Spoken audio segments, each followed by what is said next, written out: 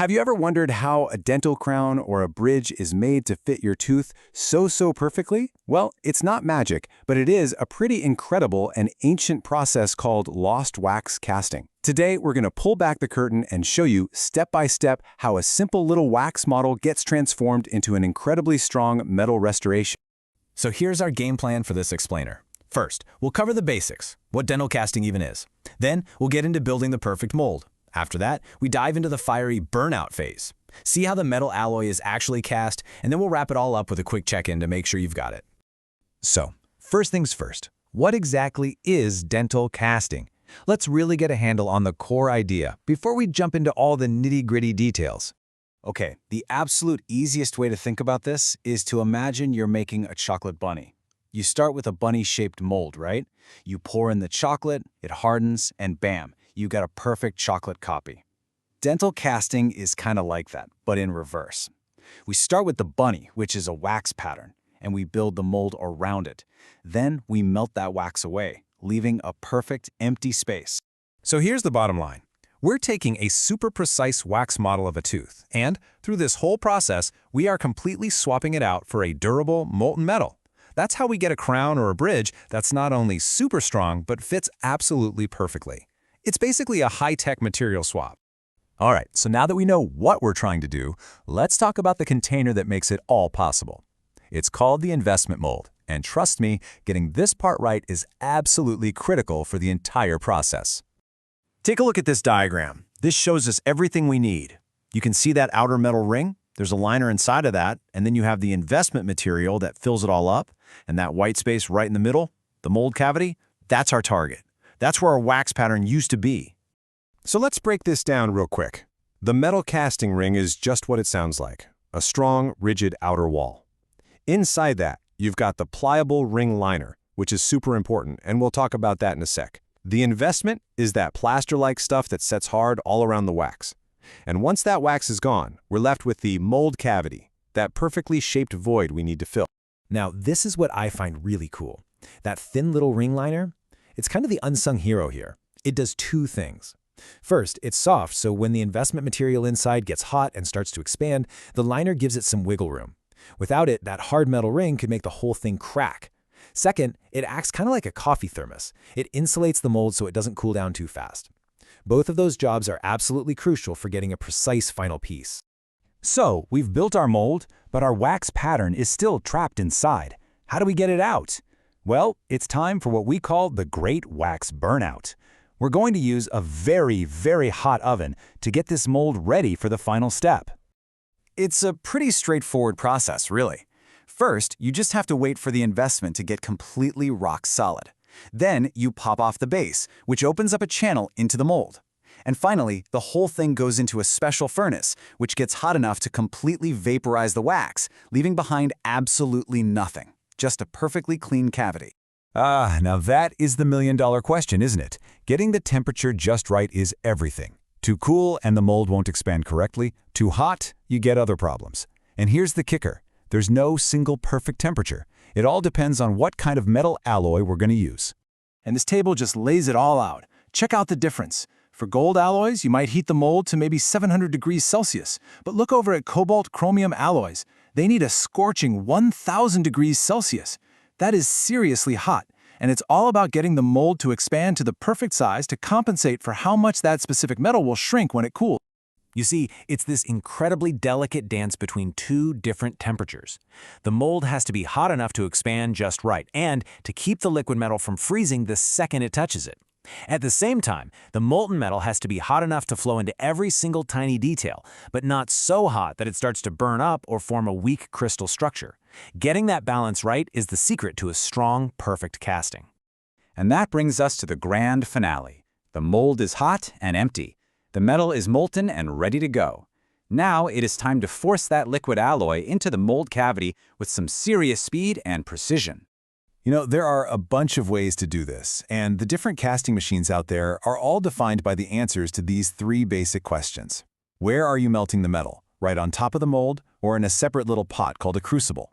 How are you melting it? With a simple torch or a fancy induction heater? And finally, the big one, how are you pushing that metal into the mold? This just shows you how far the technology has come. The classic method was, well, it was surprisingly low-tech. You'd melt the metal right in the mold and then literally swing the whole thing around on a chain to force the metal in. I'm not kidding. Today, the most popular system is way more controlled. The metal is melted in a separate container using clean electrical induction, and then a spinning centrifuge creates a powerful force to shoot it perfectly into the mold. So we've gone on the whole journey, from a little piece of wax all the way to a finished metal casting. Before we finish up, let's do a quick checkup, a little pop quiz, to make sure the most important bits have really sunk in. All right, first question. Let's go back to that crucial inner layer, the one we called the unsung hero. What are its two very important jobs? Is it A, B, C, or D? If you said C, you are absolutely right. It's that compressible cushion that gives the investment room to expand without cracking, and it also insulates the whole thing to prevent it from cooling down too fast. It's all about managing expansion and temperature. Okay, next up, let's talk about heat. We saw that the burnout temperature can be wildly different depending on the metal. So which one of these alloys needs the furnace cranked all the way up to that scorching 1,000 degrees Celsius? And the correct answer is C, cobalt chromium alloys. Yep, they're the ones that need that intense 1,000-degree heat to properly prepare the mold, making sure it expands to the exact right size to match the alloy. And finally, let's talk about force. We heard about that wild, old-school method of swinging the mold on a chain, but what's the much more controlled, much more popular method used today to push that liquid metal into every nook and cranny? You got it. The answer is D, centrifugal force. Modern machines spin that mold at incredibly high speeds, creating this massive outward force that shoves the molten metal into the mold perfectly, ensuring a dense, complete, and super accurate casting.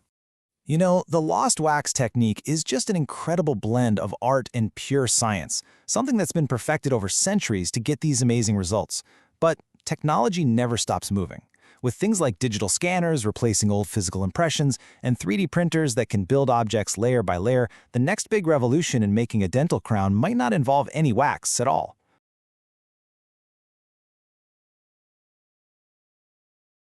All right, welcome. Today we are putting on our detective hats and heading straight into the dental lab. Why? Because we are on the hunt for the culprits behind those super common casting faults. You know, the tiny imperfections that can totally ruin a perfect dental crown or bridge. So let's get our magnifying glasses out and dive in.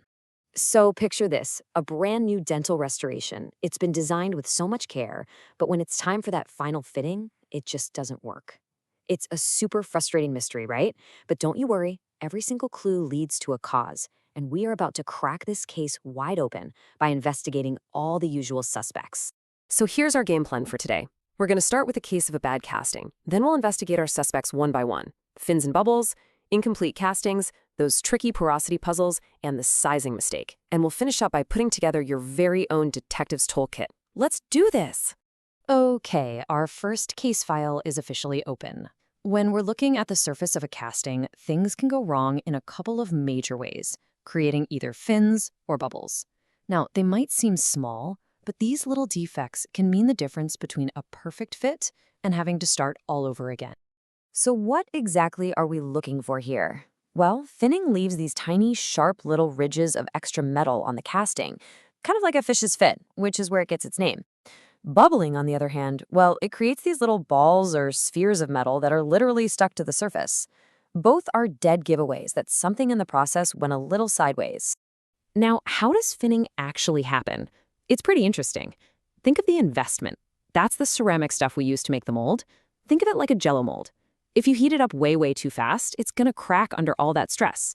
Then, when you pour in the hot liquid metal, it just seeps right into those tiny cracks. And when it cools down, bam! You're left with these annoying little metal fins.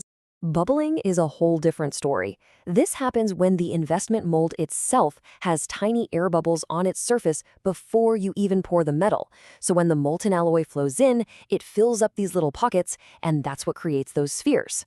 So what's the fix? It's something called vacuum investing. You're basically mixing the mold material under a vacuum to suck all the air out, leaving you with a perfectly smooth, bubble-free surface. Problem solved. All right, detective, let's see if you are paying attention. Time for a pop quiz. What is the main cause of finning in a dental casting? Is it A, the alloy is too hot, B, the investment is heated too quickly, C, the sprue is too narrow, or is it D, too much alloy is used? Think about it for a second. And the correct answer is B. Heating the investment mold too quickly. That's the classic mistake. It cracks the mold, and that lets the liquid metal sneak in and form those fins. So just remember, slow and steady heating wins the race here. Okay, let's move on to our next suspect. Our next mystery is the curious case of the disappearing casting. This is what happens when the final product is literally missing a piece because the molten metal just didn't quite make it to every little nook and cranny of the mold. Yeah, an incomplete casting is pretty much exactly what it sounds like. Just imagine you're trying to fill a really complex shape with honey that's gotten kind of cold and thick. It's going to move way too slowly, and it might just harden before it gets everywhere it needs to go. Well, the very same thing can happen with our metal alloy. So what's causing this to happen? Well, it usually boils down to two main culprits: temperature and plumbing. First, the metal alloy might not be hot enough, or maybe the mold itself is too cold. Either way, this causes the metal to freeze up before its journey is complete. The other big issue is with the sprues. You can think of these like the pipes that guide the molten metal into the mold. If they're too thin, or you don't have enough of them, or they're just in the wrong spot, you're going to end up with a failed casting. And this diagram just illustrates the point perfectly. You see, the sprue has to be attached to the bulkiest, thickest part of the pattern. Now, why is that? It's because that thick area acts like a little heat reservoir. We call it a heat sink. It stays hotter for longer, and that ensures the liquid metal has enough time and enough heat to flow into all the thinner parts of the mold before anything starts to solidify. Okay, let's test that new knowledge. To stop an incomplete casting from happening, where is the best place to attach those sprues? Is it A, to the thinnest parts? B, as far away from the pattern as you can get? C, to the points of greatest bulk? Or D, to the metal casting ring itself? And the answer is C. You absolutely want to attach that sprue to the thickest, bulkiest part of the pattern. That bulk acts as that all-important heat sink, keeping the metal flowing nice and smoothly and preventing it from freezing up too early. Awesome work. Let's keep going. Now we're looking for a culprit that actually hides from sight: porosity. This refers to tiny little voids or bubbles that get trapped inside the metal itself. You might not even see them on the surface, but they create weak spots that can cause a crown or a bridge to fracture under chewing pressure. It's a sneaky defect with really serious consequences. So there are two main types of porosity we need to investigate. First up is shrinkage porosity. It's simple, really. As metal cools, it shrinks. If the very last bit to cool doesn't have a supply of extra liquid metal to draw from, a void is created. The other type is gaseous porosity. Certain metals, like gold and silver, can actually dissolve oxygen when they're molten. Then, as they cool, that oxygen gets released, forming tiny gas bubbles that get trapped inside. Okay, time for another quick check-in. Which type of porosity is caused by dissolved oxygen in metals like gold and silver? Is it A, shrinkage porosity, B, surface porosity, C, gaseous porosity, or D, investment porosity? You got it. The correct answer is C, gaseous porosity. This is what happens when that gas that was dissolved in the hot liquid metal gets squeezed out and trapped as everything solidifies. Now, let's move on to our final suspect. All right, our last case file deals with a really fundamental problem. The final casting is just the wrong size. It's either too small to fit or it's too big and loose. This is basically the Goldilocks problem of dental casting. It needs to be just right. So what in the world is going on here? Well, it's a super delicate balancing act. You see, all metal alloys shrink as they cool down from a liquid to a solid. To fight against this, the investment mold is actually designed to expand when it's heated up. So if the mold doesn't expand enough, maybe it wasn't heated to the right temperature, the final casting will be too small. And if the mold expands too much, well, the casting will be too large. The whole thing really comes down to this one simple formula you see right here. For a perfect fit, the expansion of the mold has to precisely equal the shrinkage of the metal alloy. When those two forces are perfectly balanced, you get a perfectly sized casting every single time. Okay, we've investigated all of our main suspects, we've gathered all the evidence, and we've identified the motives. Now, let's pull all of our findings together into a handy detective's toolkit that you can use to stop these crimes from ever happening in the first place. And here it is, our summary chart, your quick reference guide. For fins and bubbles, the solution is to heat slowly and use vacuum investing. For incomplete castings, it is all about getting the temperature right and smart sprue placement. For porosity, use a reservoir and control your melting atmosphere. And to avoid those sizing mistakes, You have to make sure your investment expansion perfectly matches your alloy shrinkage. This right here is your guide to a flawless casting. So we've seen that every single fault has a scientific cause and a technical solution. But putting all of these principles together perfectly, time after time, that takes real skill, intuition, and experience. So it leaves us with one final question to ponder. When it comes to creating that flawless casting, where does the precise science end and where does the skilled art truly begin?